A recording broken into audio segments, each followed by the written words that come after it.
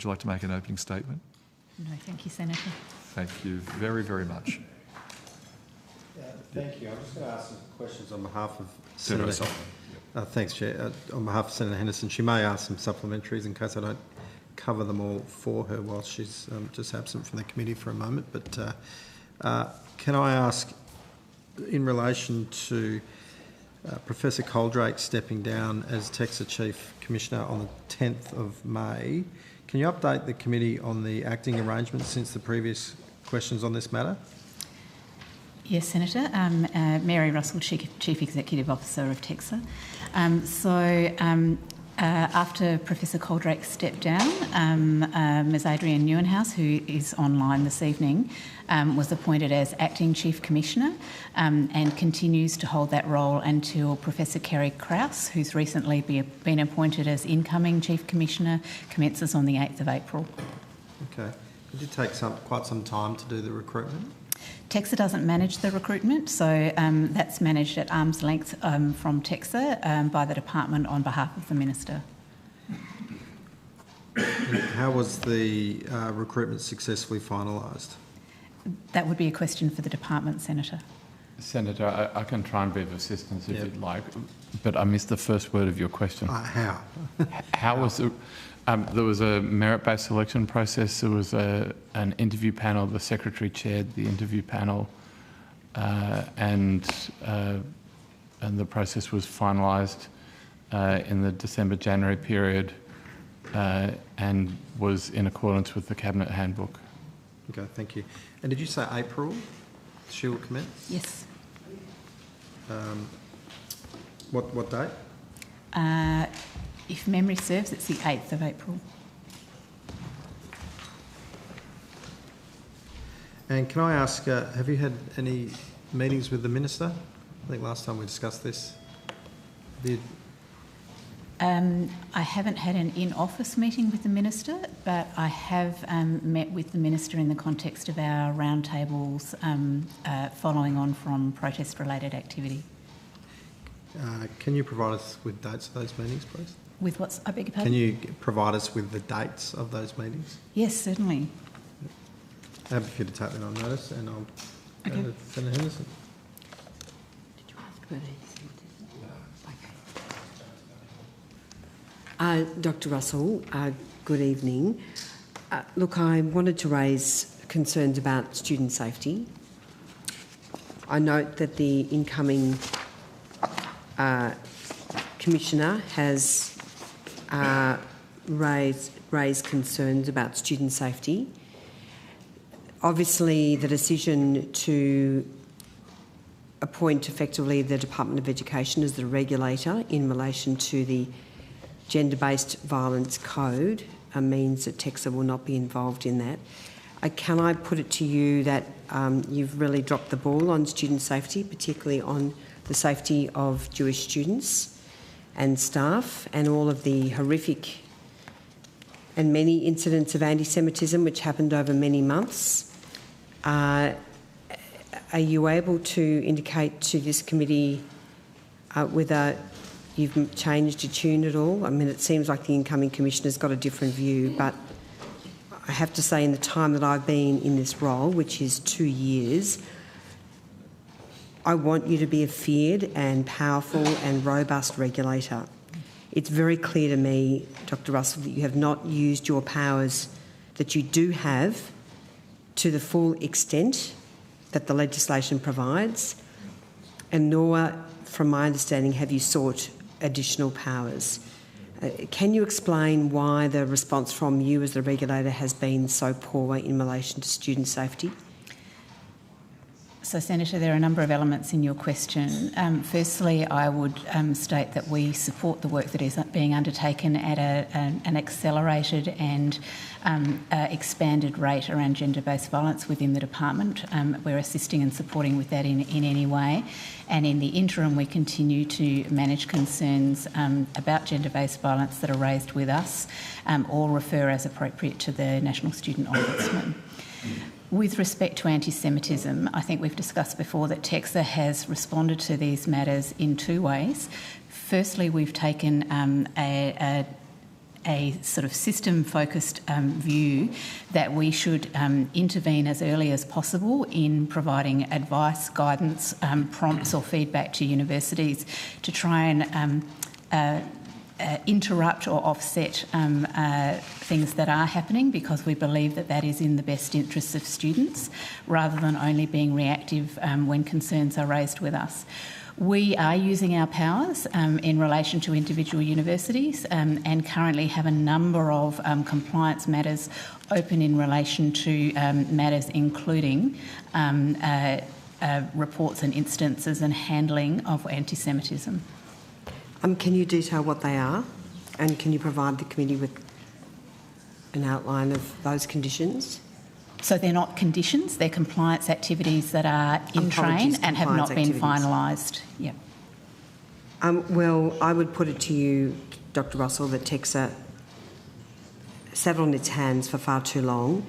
I mean, there were horrific scenes on some campuses. Student safety was a massive issue, and, I mean, TEXA was nowhere to be seen. So, I mean, it really, I mean, the fact that the gender-based violence code has been moved to the Department of Education, I mean, my personal view is that you should have appropriate powers to undertake your role properly, and if you don't have those appropriate powers, then you need to raise your voice. Have you at any stage, under the term of this government, made representations to the Minister in writing or in meeting that you don't have sufficient powers? Senator, that's an important question.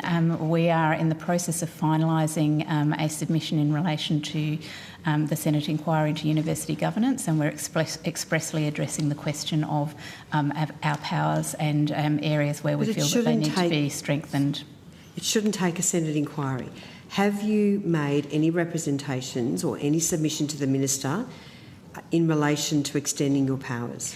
We have discussed with the Minister issues in relation to the application of our powers. We have not made a written submission to the Minister about extending our powers. What are the compliance activities that you've taken in relation to anti-Semitism? I'll step you through a range of activities, Senator. It relates to activities since the 2nd of May 2024. We established a regulatory response group to meet twice weekly. No, I'm sorry. I know about that. Can I ask you about the compliance activities on individual higher education providers in the university sector? Certainly you may, Senator, but if you're saying that we have sat on our hands, I do feel obliged to step you through the activities that we have actually taken in relation to anti-Semitism and management of that on campuses. Look, you can do that, but could you make that really brief? Because I mean, my concern is we've had this evidence from you before. We know about the reference group. We've got copies of letters that you've written. But Dr Russell, as the regulator, you have not thrown the book at universities which have put students and staff at profound risk, which have barricaded people in buildings, which have unlawfully subjected students and staff to harassment, to all sorts of shocking conduct. I mean, have you placed a condition on anyone's registration, any provider's registration? We are at the moment in the phases of working through compliance activities which are necessarily thorough to support an assessment and any reviewable decision to place conditions in place on a provider. So those types of activities, Senator, include... I understand that's a serious step. Senator, I would like to answer that question. Can I just I know it's... No, Dr Russell, if you want to... If Dr Russell, sorry, yes. Dr Russell wants to provide an answer to the question. That's fine. I think she should be allowed to do that. It's a very important issue. Dr Russell. Thank you. What I'm referring to, Senator, is not sector-wide compliance activity, which we've discussed previously. It's individual casework of compliance, where we raise specific concerns with universities around concerns raised with us, issues that have been raised in the public domain, or regulatory intelligence that we have formed. We put those concerns to universities in writing and request a response. In a number of instances of that compliance work we have at the moment, we're escalating that work. So, for example, at one university, we have already taken an extensive site visit involving evidence gathering from senior staff, examination of records, policies and responses, posed a number of questions to senior staff and Senate members that need further response because we're not satisfied with the actions of the university. We will be returning to that university to meet with students to understand the impact of those events on them and to understand what work still needs to be done. If the university's own work has not already addressed those gaps, we would expect to place conditions to ensure that that is done. Most universities, as you would know, have undertaken some level of reviews and remediation, but where that's not sufficient, we will absolutely use our powers. Well, Dr. Russell, I would put it to you that you haven't, and that you've been sitting on your hands. So the encampments happened some nearly 12 months ago now, around April and May of last year, so a little bit under 12 months. If you're still investigating issues in relation to those protests and other related activity, the invasion of academics, offices and the like, I mean, what sort of regulatory response is that? I think, Senator, it's important to note that, as you've just pointed out, with the rise of anti-Semitism in the community and ongoing tensions, there is not an end date to when the activity happened and the response that is needed. This is ongoing work that we're undertaking. There is a start date. Dr. Russell, there is a start date.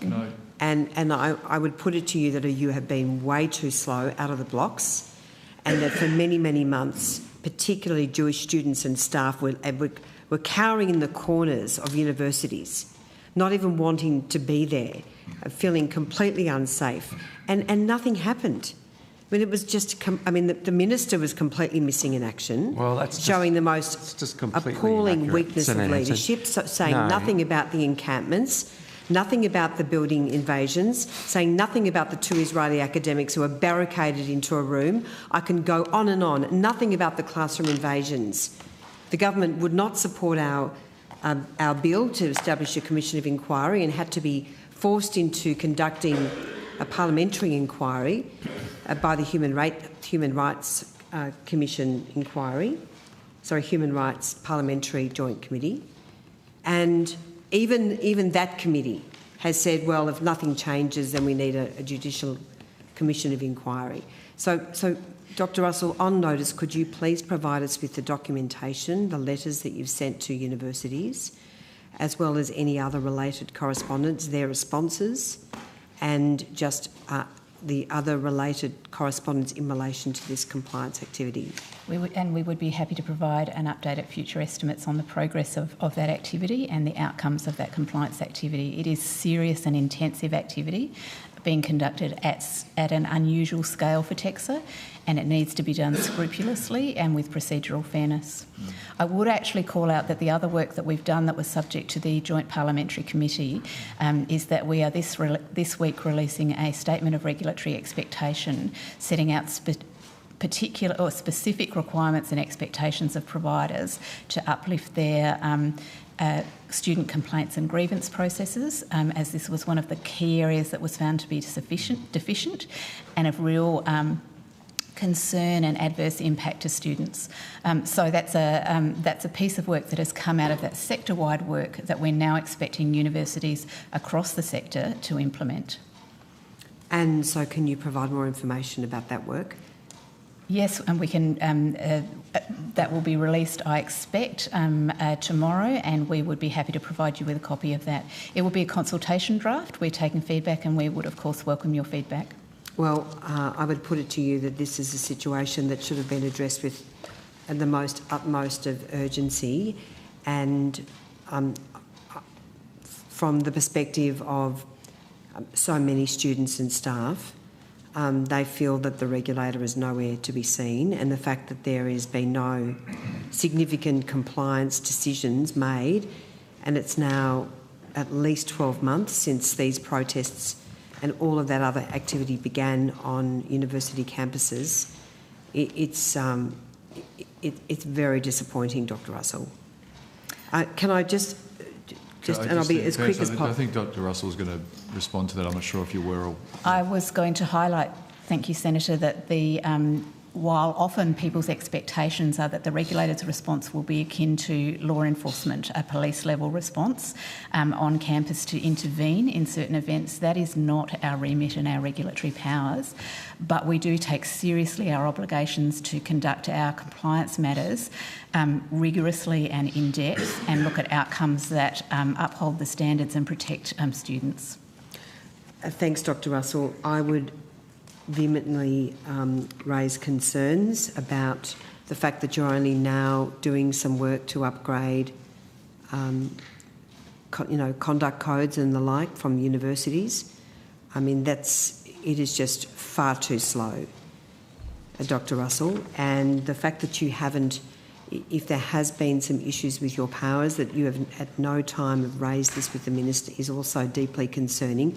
For you to be an effective regulator, you've got to be able to act quickly, strongly and enforce your powers and demonstrate that you are a regulator that needs to be taken seriously. And I'm really concerned that on the issue of anti-Semitism, there has been way too little and it's been way too late. I am comforted by the new by Professor Kerry-Lee Krause, who's made some very strong statements in relation to the work of TEXA. So have you had any discussions with Professor Krause about what's going to change under her leadership? Professor Krause, of course, has not actually commenced in role, so it's not appropriate to have detailed discussions about TEXA work. I have spoken to her with respect to start-up arrangements, onboarding and induction that will assist her to settle into her role. So you haven't discussed any of the safety issues that she's raised? That will be a matter for discussions with her when she is in the Chief Commissioner role. She is not yet. We do have the Acting Chief Commissioner online if you would like to ask her in relation to that. Senator, can I be of assistance on this? I've certainly talked to Professor Krause about some of these issues in two capacities. One is her current capacity as Chair of the Higher Education Standards Panel and also prospectively as Chief Commissioner of TEXA. It's also the case that it's not the regulator's job to advise government about changes to legislation. There are some things that I think we've all learned out of the last 12, 24 months about the legislation that's been in place for TEXA for now some decade or more that I think will be cause for reflection in the new term of government. Mr Rimmer, I would respectfully disagree with you. So one of the powers or the functions of TEXA has the power to advise and make recommendations to the Minister about the quality or regulation of higher education providers. It's a very broad remit and it's in the legislation, either if requested by the Minister or on its own initiative. And frankly, Mr Rimmer, that should have happened. If TEXA didn't have the appropriate powers, TEXA should have been out of the blocks in a flash to say, we need to do more, we need better powers, we need to throw the book at the universities who are making the lives of Jewish students and staff hell on campus, because we're not going to sit here and do nothing. So I'd suggest that you be fully appraised. I don't think the evidence in front of the committee is that TEXA have done nothing, Senator. What I'm saying is I think they have done far too little, far too late, Mr Rimmer, and there is very important powers in the legislation that TEXA could have used if it had turned its mind to it. Anyway... How are we going for time? I'm very mindful that... So I appreciate you may want to ask questions. Yeah, I would just look for, if I could please ask for all that information in relation to your compliance activity and the work that you're doing examining the potential conditions that may be imposed on providers. Senator, if I may, we'll frame that in terms of the scope and types of concerns, because it's premature to give you information about conditions, but we'll be as fulsome as we can in that information. Sorry, Dr Russell, I'm asking for all information. So this is Senate estimates and I'm seeking that information. Senator, I'm saying that we don't have information at this stages of our inquiries about conditions that may or may not be imposed at the conclusion of our inquiries. I understand that, but if you could provide all relevant correspondence, any briefings, any other advice in relation to that matter, I would be grateful. Yes. And I'm talking about all relevant correspondence, please. Thanks very much, Dr Russell. Thanks, Chair. Good, thanks very much for that. And just, Dr Russell, if there's any matters, because there was quite a bit in there, I was trying to keep track as well myself, and the questions that the Senator has a right to ask, of course. But if there's opportunities that you didn't feel that you had an opportunity to answer some of those questions, and you are welcome to take on notice any matters that you wish to respond to as well. But I shall leave that to your consideration. Senator, given the nature of the questions, I'd very much like to respond on notice with summary of activity that we've undertaken at a sector level, and at a high level provide an indication of the ongoing casework and the nature and types of concerns and follow-up. Thank you, Dr Russell. Now, excuse you for the rest of the evening, and thanks for joining us. Appreciate it.